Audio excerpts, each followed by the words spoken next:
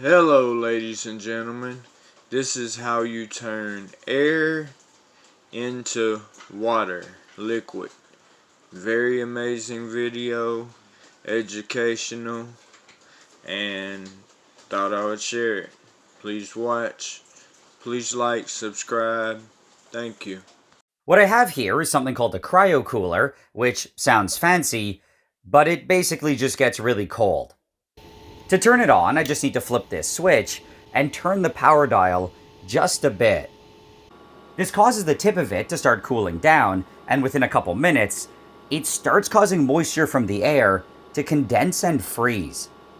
That isn't too exciting though, and the fun part is when I add a thermos and wait a couple hours. It's now been like an hour and a half, and it kind of looks the same, but I've actually collected something in the thermos. The cryocooler gets down to something like negative 200°C, and it's cold enough to cause air to start condensing into a liquid. I honestly didn't think I was going to get much here, but I have over 25 mils of liquid air.